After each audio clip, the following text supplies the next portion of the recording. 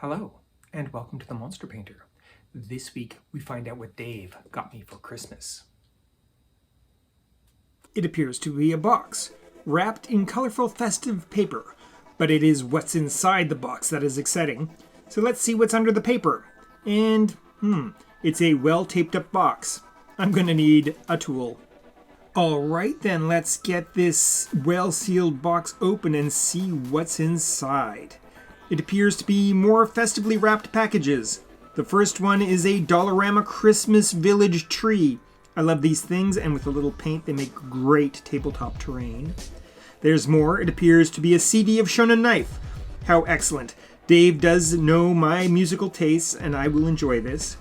But what is the final item in the box? It's a pineapple house. Some zany aquarium terrain that is the right scale for 28mm tabletop gaming. How much fun is that? Okay, before we take on that sweet little pineapple, let's look at our pine tree. It's a cheap ornament from the Village Accessories line, available at Dollarama every Christmas season here in Canada. They're meant for Christmas villages, and they're made out of tough, durable plaster, and some of them, like our tree here, make great terrain pieces. Now to prime up and paint this tree in order to make this toy ornament look like a convincing piece of tabletop terrain. There is quite a variety of items in this line of decorations. Some of them are too large for 28mm tabletop gaming. The ones that are the right scale are often way too Christmassy and sweet for most games. Some of them, however, are perfect for the tabletop, like this tree here. In past years, there have been a wide variety of evergreen trees available in the line, but I've only seen this one in recent years, which is too bad.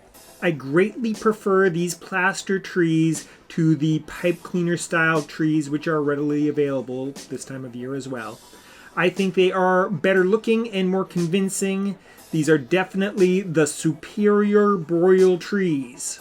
Alright, now onto Bob's house. And now onto the star of the show. It is a licensed piece of inexpensive ceramic aquarium terrain depicting the residence of the greatest cartoon character of the 21st century. This pineapple house is just the right scale for tabletop gaming.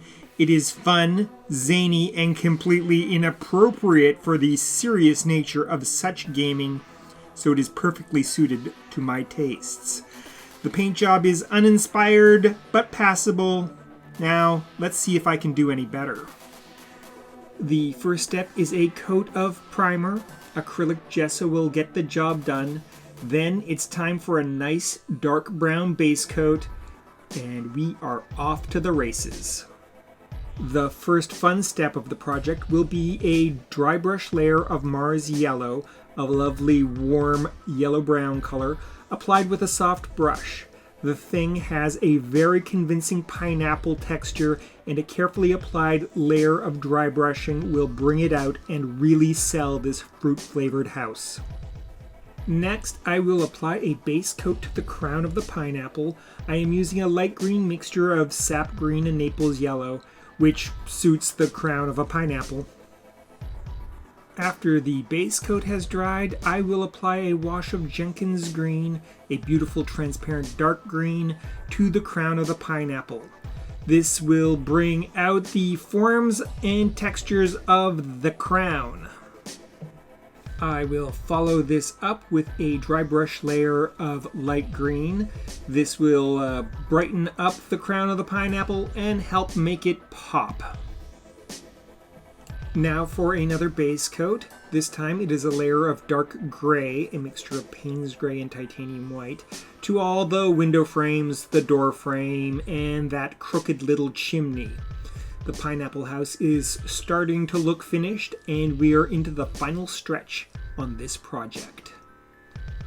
On to the penultimate step in the project, a dry brush layer of metallic gray, a mixture of Payne's gray and iridescent white, on the door and window frames of the pineapple. This is going to be followed by a slightly different color of metallic gray, a mixture of ivory black and iridescent white to the chimney. This will bring out the textures and give these elements a suitable metallic look. And with that, it's on to the final step. And the final step is just applying a little iridescent white to the bolts on the door frame and the window frames. It brings out the details. And a wash of ivory black to the chimney to dirty it up a bit. And she is all done. Let's give the final product a little twirl. I have to say, I am really pleased with the finished piece. It is pretty much the same color scheme, only crisper. Obviously, this fun-loving, playful piece of terrain is not suitable for every setting. I mean, this thing will really ruin the grim in your grimdark big time. But for those fun, free, light-hearted games, I think it'll work just fine. It fits into the Feywild and most orc villages just fine. But it does beg the age-old question. Are you ready, Gits? Aye, Captain! I can't hear you! Aye, Captain! Oh! Who lives in a pineapple in the wastelands? Thorngrim Furpants! Cunning and cruel and strong is he! Thorngrim Furpants! If barbaric violence is something you want, Thorngrim Furpants! then call out your foes with a vicious taunt! Thorngrim Furpants! Thorngrim Furpants! Thorngrim Furpants! Ah ha ha ha ha ha! Ah ha ha ha ha! What the hell was that? Oh my god, the monster painter's nuts. Well, God only knows. But now I think it's time for a monster fight.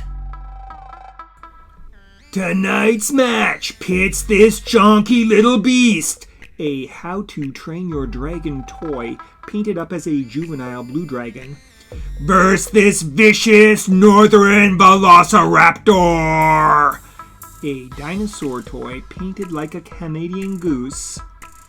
Now to let the dice speak. Well, would you look at that? That's surprisingly good news.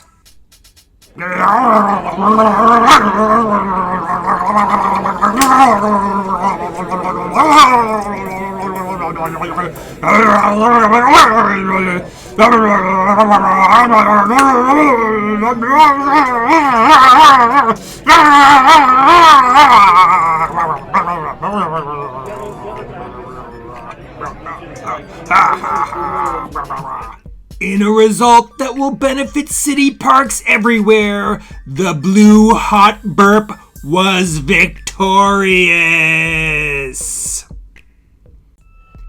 A big bag full of Gondor's ruins. Remember to like, comment, subscribe, and ring the bell! Ring the bell!